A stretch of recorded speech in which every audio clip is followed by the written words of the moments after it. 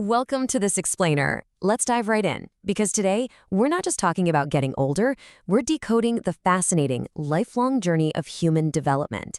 We'll be exploring the biological rules we are quite literally born with and the complex societal games we all play from our very first breath right into our later years.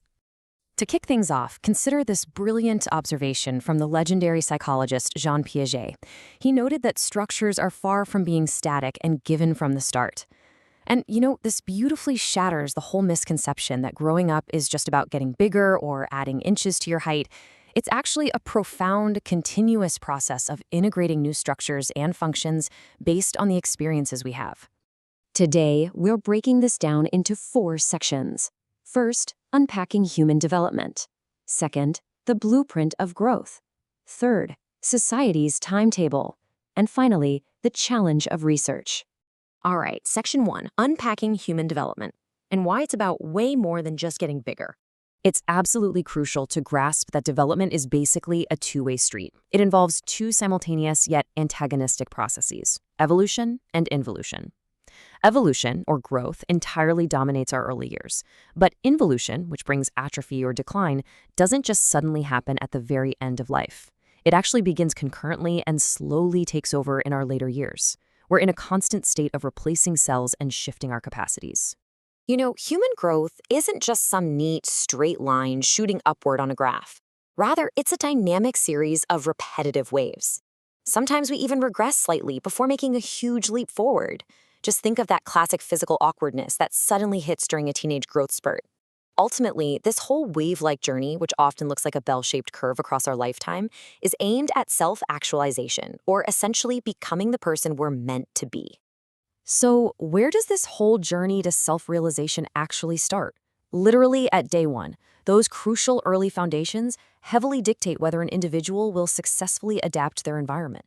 The specific training and stimulation a child receives in their formative years genuinely determines how they're going to cope with the world as an adult. Moving on to Section 2, the blueprint of growth, or the biological rules of the game. Think of our growth as a constant tug-of-war between maturation and learning. Maturation is the natural unfolding of our inherent genetic traits. It gives us the raw material, like a baby's instinct to creep, sit, or walk. But maturation alone just isn't enough. It has to be paired with learning, which is the development that comes from our own exercise and sweat equity. Without both of these working together, we simply can't reach our full potential.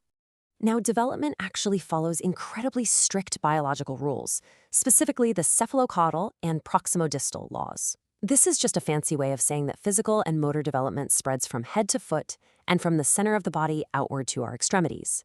Babies learn to control their heads long before their legs, and their arms before their fingers. It is a highly choreographed biological dance.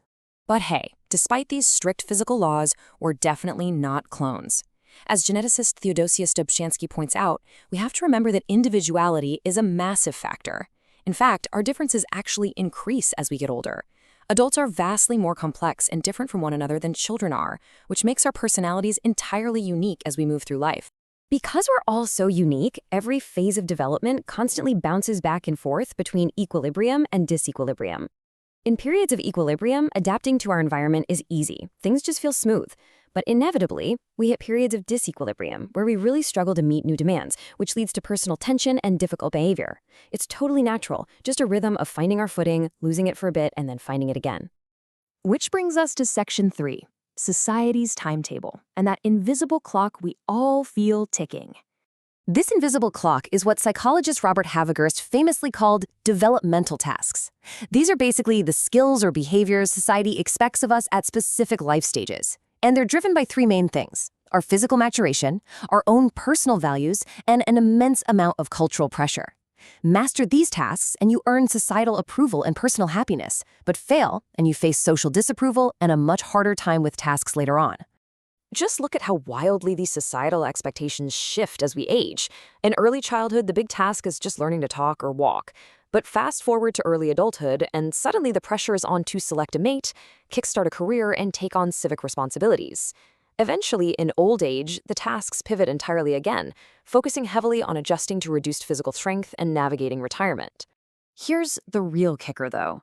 Failing to hit these milestones on time creates massive personal hazards.